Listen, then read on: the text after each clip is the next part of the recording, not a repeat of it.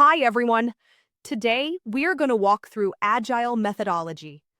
You've probably heard terms like sprints or user stories thrown around, but today, we're going to clarify exactly what those mean and how they fit into the bigger picture of project management.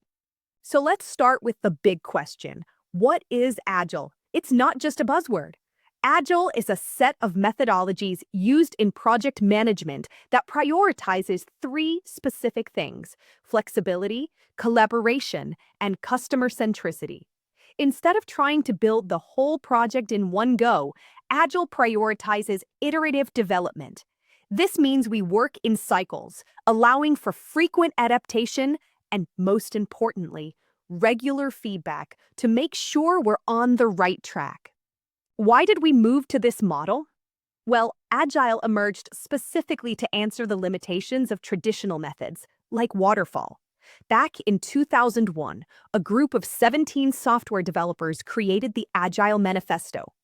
They wanted to outline a set of core values that focused on development that was more responsive and less bogged down by rigid planning. To really understand the difference, look at the traditional waterfall process shown here. Waterfall is sequential and rigid. You do all your requirements, then your design, then implementation, and so on. It flows one way, down. The problem is, if requirements change halfway through, it's very hard to go back up. Agile, by comparison, allows for flexibility and adaptation. It is designed for projects where we expect the requirements to change. There are three main benefits to working this way. First, customer satisfaction.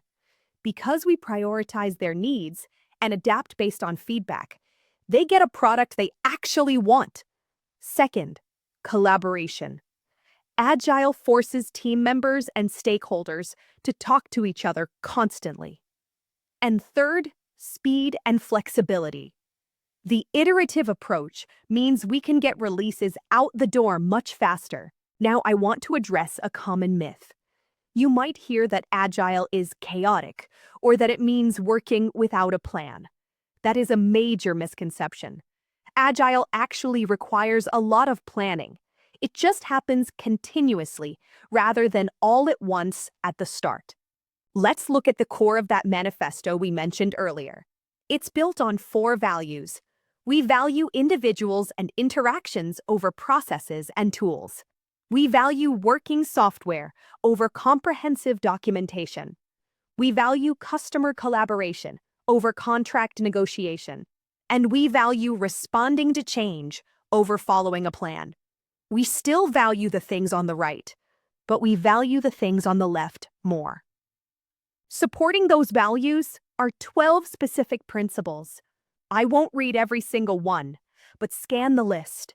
You'll see themes like early and continuous delivery, welcoming changing requirements, and the importance of sustainable development. It's heavily focused on the people doing the work, motivated individuals, and self-organizing teams. If we boil those principles down, we get three key features. 1. A customer-centric approach. We want to deliver value through continuous feedback loops. 2. Collaboration. This means open communication and shared responsibility. 3.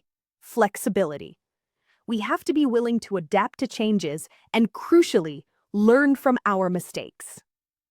Now that we understand the Agile philosophy, let's talk about Scrum. Scrum is a specific framework used to manage Agile projects. It takes those Agile values, collaboration, and continuous improvement, and gives us a structure to apply them. The heartbeat of Scrum is the sprint. These are time-box cycles, usually 2 to 4 weeks long. The goal is that at the end of every sprint, you have a potentially shippable product increment. In a Scrum team, there are 3 specific roles. First, the product owner. They represent the business. They manage the product backlog and prioritize user stories to maximize value. Second, the Scrum Master. They are a servant leader. They facilitate events, remove impediments that block the team, and coach everyone on Scrum practices. Third, the development team. This is a cross-functional group that self-organizes to actually do the work and deliver the product. To track our work, we use Scrum artifacts. The product backlog is the master list of everything we might do. The sprint backlog is the specific list of items we've chosen to do right now in this sprint. And to visualize our progress, we often use burn-down charts, which show how much work is remaining day by day. Finally, how does the team stay aligned? We use 4 ceremonies. Sprint planning sets the goal for the upcoming weeks. The daily stand-up is a quick check-in to identify obstacles. The sprint review is where we demonstrate the finished work to stakeholders. And the sprint retrospective is where the team discusses how to improve their own process for the next time. And that wraps up our overview of Agile and Scrum.